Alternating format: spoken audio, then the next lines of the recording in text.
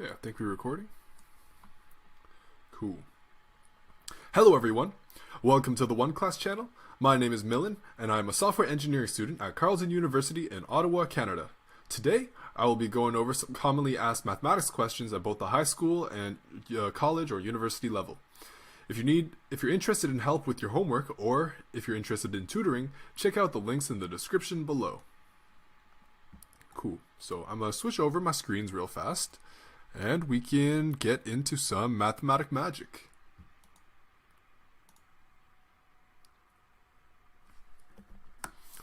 Cool. So, the first question that we got on the menu today is, what is an arithmetic sequence?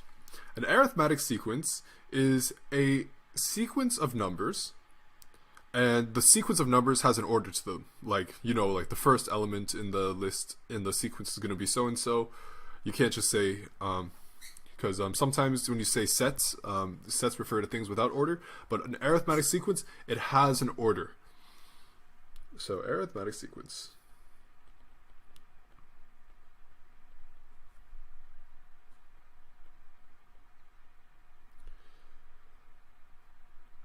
Has order, and each term is larger than last term or previous term,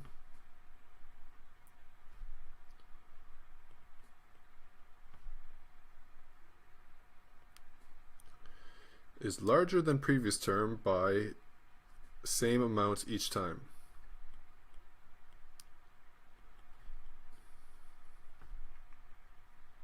So let's go over some examples of some arithmetic sequence.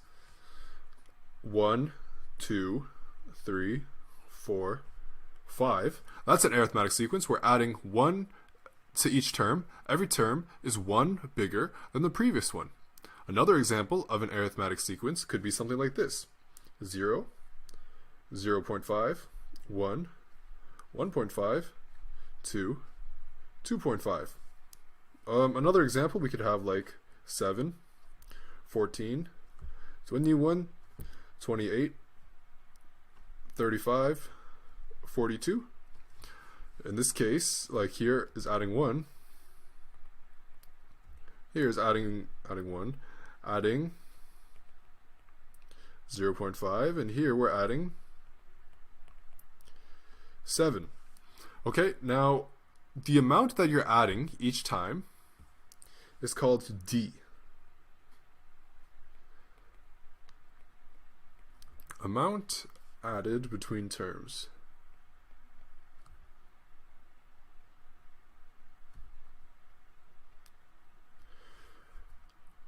Or between, not between turns, between terms.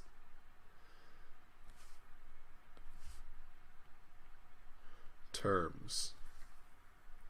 Okay, so another thing of interest that we need to take care of to following like this, the response that the junior tutor gave is x. We need to know the initial value, or the value of the first term.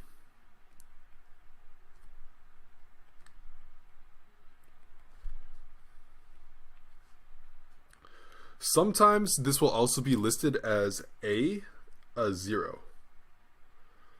And then I actually prefer to use the a because that's like arithmetic sequence term. And then let's say if you want an, the nth term, that would just be the first term, so a0, plus n times d. Okay, so first term times the term number that you're looking for, multiplied by how much you're increasing each time. That should give you the exact term that you're looking for. Actually, it would be better to write as n minus 1, because typically we're going to use 1 indexing. So the first term is going to have index 1. If you're in programming, you'll know that a lot of the times we have indexes of starting from 0. But like, let's say we have this term number, and then term value,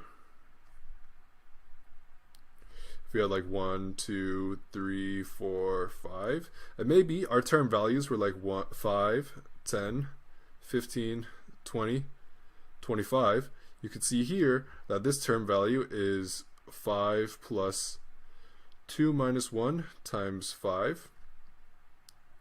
That is 5 plus 3 minus 1 times 5. That's 5 plus 4 minus 1 times 5. On and on and on. So because we're starting our term numbers at 1, you want to have this n minus 1 term. But if you're counting like the 0th term, the first term, second term, if you're more of a programming type mind, then you would just use n. So that's what our arithmetic sequence is: a sequence of number, an ordered sequence of numbers where each term is the previous term added by a little amount. And the amount that you add between terms, always the same. If it's multiplying, that's a geometric series, which is a whole nother animal. But yeah. D, the letter D, that represents how much the amount added or subtracted. It could be a negative number. Pretty much the change between terms. Its letter is D to stand for common difference. So it's like the difference between terms. Okay, so yeah, this solution is good.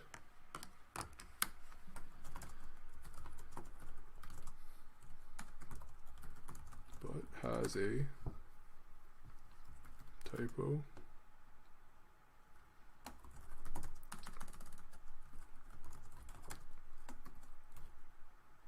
Minus 1 multiplied D.